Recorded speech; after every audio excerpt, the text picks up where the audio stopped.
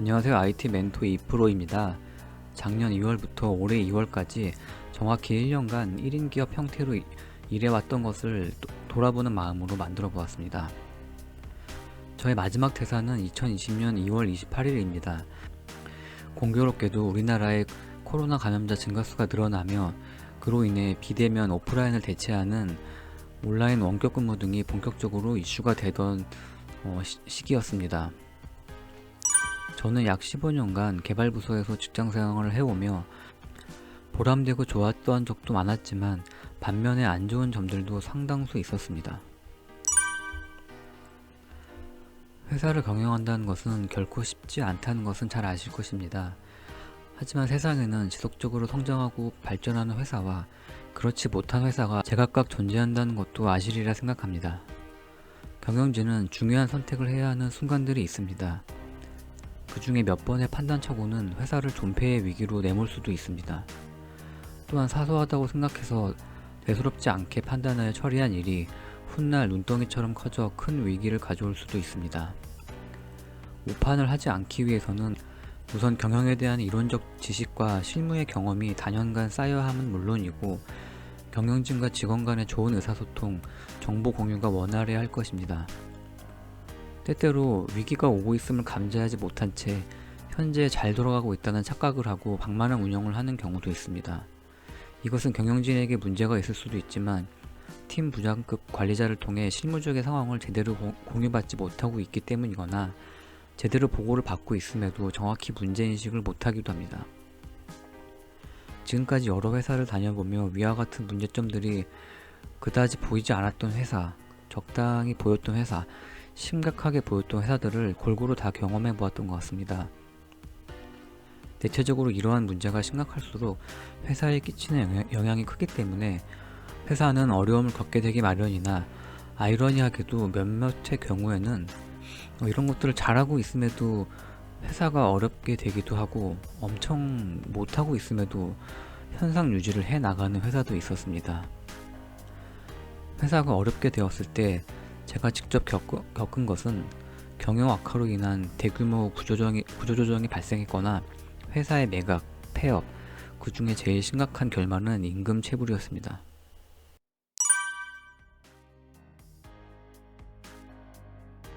제 경험상 회사에는 문제가 있는 사람들이 다양한 형태로 늘 존재했습니다. 회사는 보통 프로젝트 단위로 돌아가는 경우가 많습니다. 업무간에 회의 시간대, 갑론을박, 의견 대립이나 업무 내용이 일부 변경이 발생하는 것은 흔히 발생할 수 있는 일들입니다. 이러한 과정 속에서도 프로젝트의 온전한 런칭이라는 대의 목표를 잊어서는 안 됩니다. 개인 본인만의 감정 상함, 자존심 따위를 최우선으로 돌보려는 행위는 협업 프로젝트에서 발현되어서는 안 되는 것 중에 첫 번째입니다. 이로 인해 커뮤니케이션을 제대로 안 하거나 문제를 발견해도 나몰라라 해버립니다. 이런 경우 외에도 한 부서의 장이라는 위치에 있는 사람마저도 관리자 위치를 굳건히 지키고 나아가 지속적으로 임원에게 잘 보이고 싶은 마음에 성과 부풀리기, 문제 감추기, 떠넘기기 등 짬에서 나오는 다양한 스킬들을 구사하는 사람들을 본 적도 있었습니다.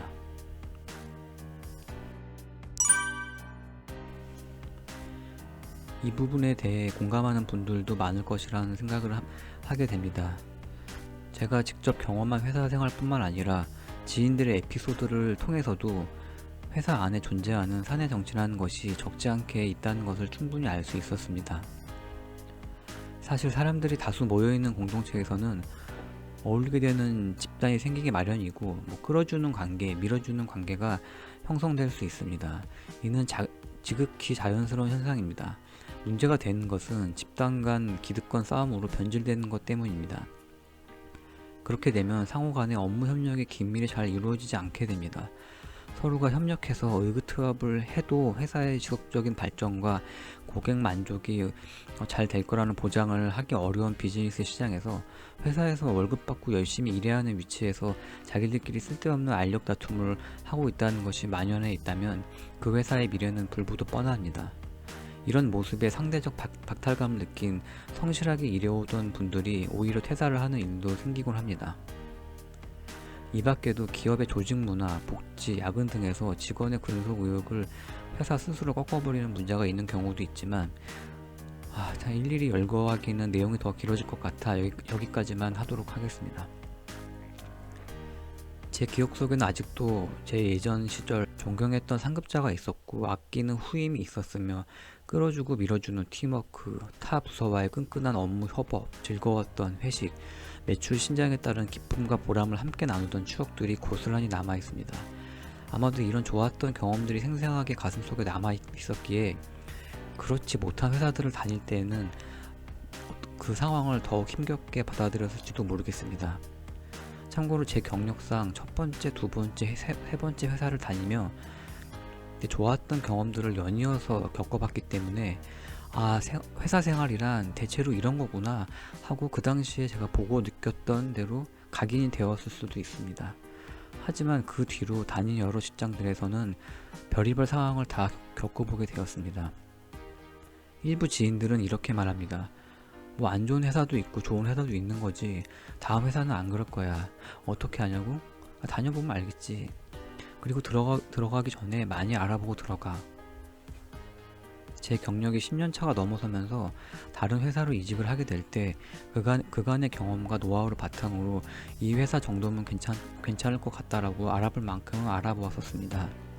하지만 뚜껑 열어봐야 안다는 말이 있듯이 회사라는 건 겉보기와 달리 실제로 다녀보지 않으면 결코 알 수 없는 점들이 많이 있기도 합니다.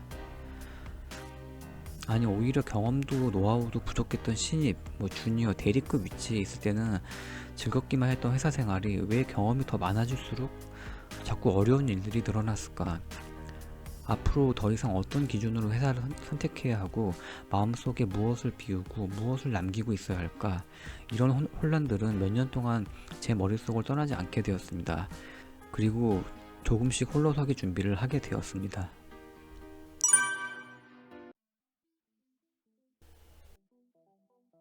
제가 그동안 회사를 이직할 때 가끔씩 정식 면접이 아닌 편한 티타임을 갖자는 스타트업이나 개인에게 연락이 와서 만나본 적이 여러 차례 있는데 그때마다 만나보면 개발 인력을 찾고 있거나 개발 인력 충원조차 생각할 수 없는 상태이지만 아이디어 검증이나 개발 과정에서 필요한 점은 무엇인지 비즈니스 모델의 가능성을 상담해보고 싶은 분들이었습니다.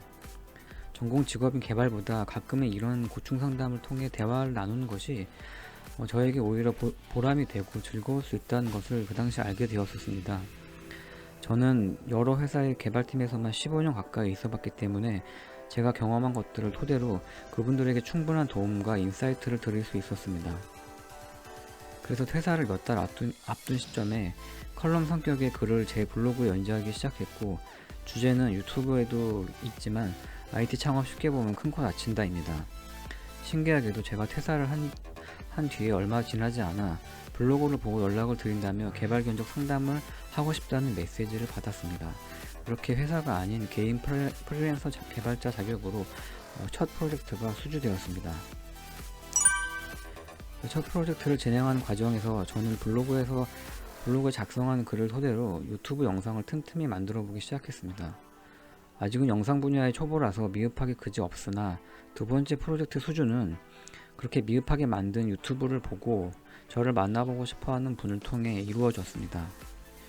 위에 언급한 경우를 제외하고는 대부분 다음과 같은 과정으로 개발 프로젝트를 찾아 수주하게 되었습니다.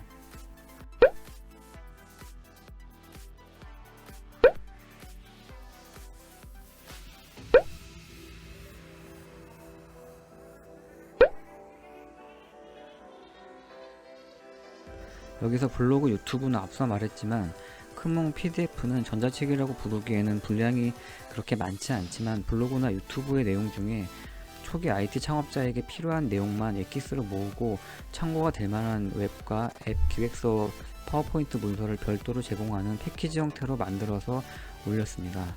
처음 한 달은 반응이 전혀 없었지만 그 뒤로는 조금씩 구매가 이루어졌고 대면 컨설팅으로 이어지는 경우와 개발 프로젝트로 진행되는 경우도 있었습니다.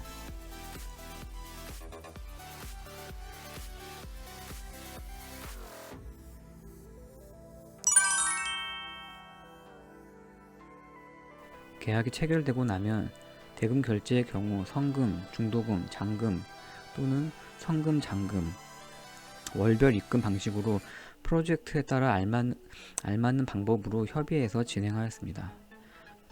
프로젝트는 저 혼자 할 수 있는 범위 업무였기 때문에 다른 절차 없이 계약 후 바로 다음 날부터 업무에 착수하였습니다.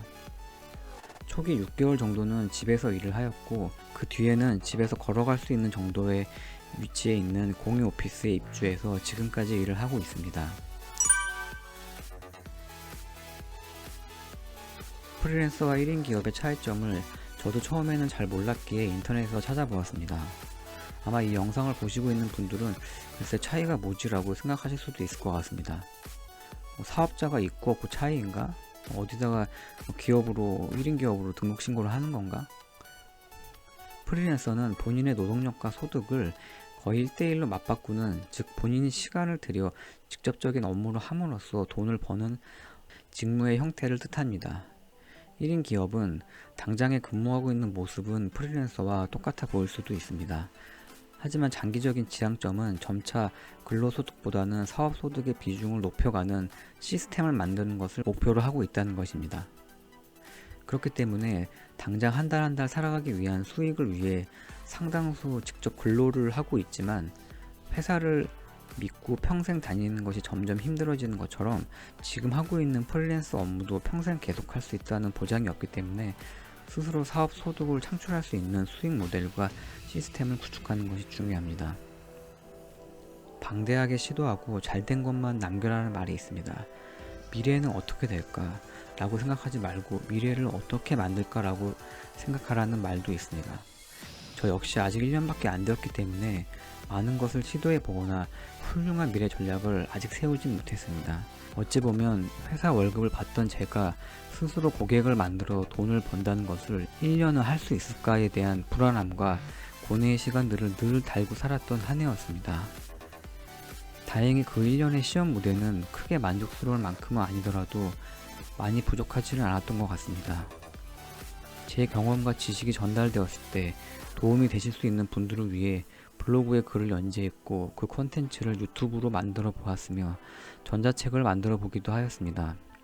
컨설팅을 받고 싶은데 가능을 한 것인지 그런 거는 안 되겠지 하며 돌아설 수도 있겠다는 생각에 컨설팅 신청 사이트를 만들었습니다.